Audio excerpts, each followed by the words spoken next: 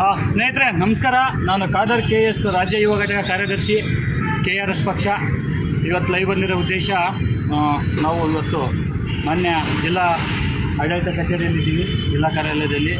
ಕಾರಣ, ಈಗಾಗಲೇ ಕಳೆದ ವಾರದಿಂದ ರಾಜ್ಯಾದ್ಯಂತ ಸುದ್ದಿ ಆಯಿತು. ವಿಷಯ ಏನಂತ, ನಮ್ಮ ಯುವಕರಿಗೆ ಹುದ್ದೆಗಳಿಲ್ಲ, ಅದನ್ನು ಭರ್ತಿ ಮಾಡಿ ಅಂಥೇಳಿ ದೊಡ್ಡ ಮಟ್ಟದಲ್ಲಿ ನಮ್ಮ ಯುವಜನತೆ, ಜಂಜಿ ಅನ್ಬೋದು ಅಥವಾ ಅವ್ರನ್ನ ಪ್ರಬುದ್ಧತೆಯ ಯುವಕರು ಅನ್ಬೋದು, ಅವರೆಲ್ಲ ಸೇರಿ ಒಂದು ದೊಡ್ಡ ಮಟ್ಟದ ಹೋರಾಟ ಮಾಡಿದರು. ಕಾರಣ, ಸರ್ಕಾರ ವಿವಿಧ 43 ಇಲಾಖೆಗಳಲ್ಲಿ ವಿವಿಧ ಇಲಾಖೆಯಲ್ಲಿ ಖಾಲಿ ಇರೋಂಥ ಒಂದು 2,70,000 ಚಿಲ್ಲರೆ ಏನಿದಾವಲ್ಲ ಖಾಲಿ ಹುದ್ದೆಗಳನ್ನು ಭರ್ತಿ ಮಾಡಿರಿ, ನಮಗೆ ಸಂಕಷ್ಟಕ್ಕೆ ಸಿಲುಕಿಸ್ಬೇಡ್ರಿ. ನಿಮ್ಮ ಸರ್ಕಾರ ಬಂದು 3 ವರ್ಷ ಆಯಿತು, ನೀವಾದರೂ ಭರ್ತಿ ಮಾಡಿ. ಬರೀ 5,000 ಹುದ್ದೆಗಳನ್ನು ನೋಟಿಫಿಕೇಷನ್ ಬಿಟ್ಟಿದ್ರೆ ಅಷ್ಟೇ. ಇರೋದು ಲಕ್ಷಾಂತರ, ಅಂದರೆ 10 ಲಕ್ಷಕ್ಕೂ ಹೆಚ್ಚಿನ ವಿದ್ಯಾರ್ಥಿಗಳು ಈ ನೋಟಿಫಿಕೇಷನ್ಗೆ ಕಾಯ್ತಾ ಇದ್ದಾರೆ ಹುದ್ದೆಗಳಿಗೆ ಅಂತೇಳಿ ದೊಡ್ಡದಾಗಿ ಹೋರಾಟ ಮಾಡಿದರು.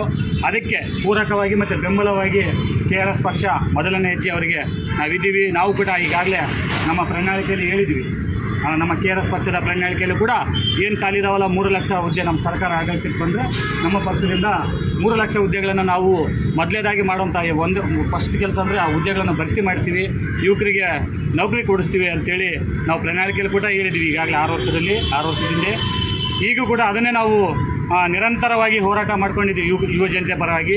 ಇವತ್ತು ಆ ಒಂದು ಧಾರವಾಡದಲ್ಲಿ ಆದಂಥ ಒಂದು ಏನು ಘಟನೆ ಇದೆಯಲ್ಲ, ಅದು ಬರೀ ಹೋರಾಟ ಅಲ್ಲ, ಅದು ಎಚ್ಚರಿಕೆ ಗಂಟೆ ಆಗಿತ್ತು. ಯಾವ ಥರ ಸರ್ಕಾರಕ್ಕೆ ಒಂದು ಎಚ್ಚರಿಕೆ ಗಂಟೆ ಆಗಿತ್ತು. ನಾಡು ದೇಶ ಉಳಿಬೇಕಂದ್ರೆ ಯುವಕರು ಆರ್ಥಿಕತೆಯಿಂದ ಮತ್ತು ಅವರು ಒಂದು ಎಲ್ಲ ರೀತಿಯಿಂದ ಬೆಳಿಬೇಕು ಅಂತಂದರೆ ಅವ್ರಿಗೆ ಹುದ್ದೆಗಳು ಬೇಕಂತೇಳಿ ಈ ಒಂದು ವಿಷಯನ ಇಟ್ಕೊಂಡು ನಾವು ಇವತ್ತು ಜಿಲ್ಲಾ ಕಚೇರಿಗೆ ಭೇಟಿ ನೀಡಿದ್ದೀವಿ. ಇಲ್ಲಿ ಒಂದಷ್ಟು ಅಂಶಗಳನ್ನು ತಗೊಂಡು ಇಲ್ಲಿನ ಅಧಿಕಾರಿಗಳ ಮುಖಾಂತರ ಮಾನ್ಯ ಮುಖ್ಯಮಂತ್ರಿಗಳಿಗೆ ನಮ್ಮದೇನಿದೆ ನಾವು ಒಂದು ಹೋರಾಟಕ್ಕೆ ಬೆಂಬಲ ಕೊಟ್ಟು ಆ ಯೂತ್ಗೆ ನಾವು ಇದ್ದೀವಿ, ನಮ್ಮ ಪಕ್ಷ ಕೂಡ ಅವ್ರ ಜೊತೆಗೆ ನಿಲ್ತೀವಿ ಅಂತ ಹೇಳ್ತಾ, ಅದರೊಟ್ಟಿಗೆ ಇಲ್ಲಿರೋ ಒಂದು ಅಂಶಗಳನ್ನು ನಾವು ಓದಿ ಇದನ್ನು ಈ ಕೂಡಲೇ ಏನಿದೆ ಅಲ್ಲ 2,80,000 ಹುದ್ದೆಗಳನ್ನು ಈ ಕೂಡಲೇ ಭರ್ತಿ ಮಾಡಬೇಕು. ಇದಕ್ಕೆ ಯಾವುದೇ ರೀತಿಯಿಂದ ಸಮಯ ಅವಕಾಶ ಹಂತವಾಗಿ ಮೊನ್ನೆ ಪ್ರೆಸ್ ಮೀಟಲ್ಲಿ ನಮ್ಮ ಮಾನ್ಯ ಮುಖ್ಯಮಂತ್ರಿಗಳು ಹೇಳಿದರು, ಹಂತವಾಗಿ ಮಾಡ್ತೀವಿ ಬೇಡ ಸ್ವಾಮಿ, ಹಂತವಾಗಿ ಮಾಡೋಕ್ಕೆ ಈಗಾಗಲೇ ಕಾದಿದ್ದಾರೆ ಜನಗಳು.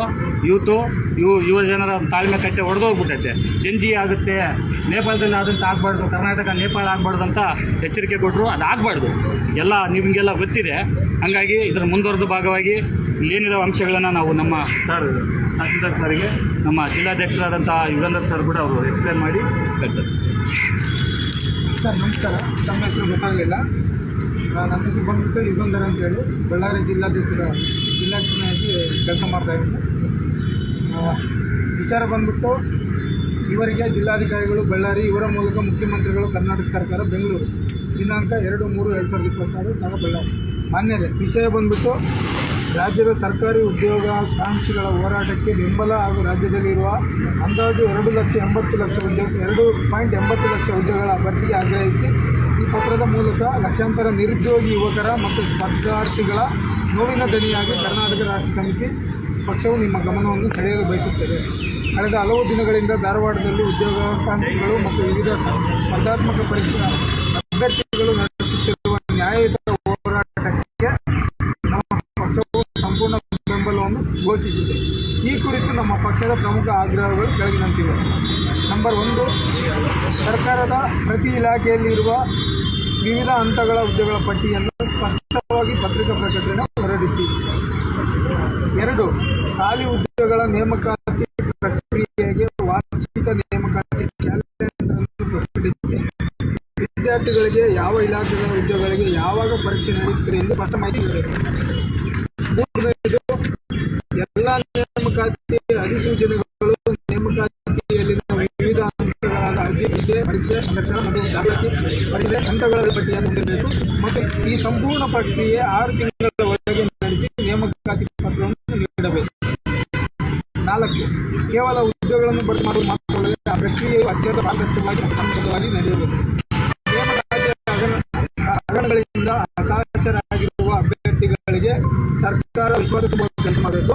ನಂಬರ್ 5, ಪ್ರಸ್ತುತ 708 ರೂಪಾಯಿ ಇರುವ ಅತಿಶುಲ್ಕವನ್ನು 100 ರೂಪಾಯಿಗೆ ನಿಗದಿಪಡಿಸಬೇಕು. ಇದರಿಂದ ಉದ್ಯೋಗ ಆಕಾಂಕ್ಷಿಗಳಿಗೆ ಎಲ್ಲ ಉದ್ಯೋಗಗಳಿಗೂ ಅರ್ಜಿ ಸಲ್ಲಿಸಲು ಅನುಕೂಲವಾಗುತ್ತದೆ. 6, ಪ್ರತಿಭಟನೆಯಲ್ಲಿ ಭಾಗಿಯಾಗಿದ್ದ ಉದ್ಯೋಗ ಆಕಾಂಕ್ಷಿಗಳ ಮೇಲೆ ದಾಖಲಾಗಿರುವ ಪೊಲೀಸ್ ಪ್ರಕರಣವನ್ನು ಕೂಡಲೇ ಹಿಂಪಡೆಯಬೇಕು. ವಂದನೆಗಳು. ಇದು ಸರ್ ವಿಚಾರ.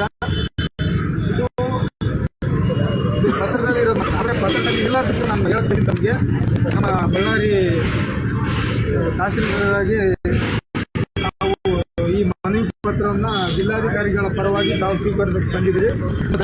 ಸರ್, ಈ ವಿಚಾರ ಏನಾಗ್ತಾ ಇದೆ ಅಂದರೆ ಇವತ್ತು ತುಂಬ ಅಂತ ಯುವಕರು ಏನಾಗ್ತಾ ಇದ್ದಾರೆ, ಸಮಯಕ್ಕೆ ತಕ್ಕನಾಗಿ ಉದ್ಯೋಗ ಸಿಕ್ಕಿದೆ, ತಮ್ಮ ವಯಸ್ಸು ಗೌರ್ಮೆಂಟ್ ಹೇಳಿರುತ್ತೆ, ಸರ್ಕಾರ ಇಂಥ ವಯಸ್ಸಲ್ಲೇ ಅವ್ರಿಗೆ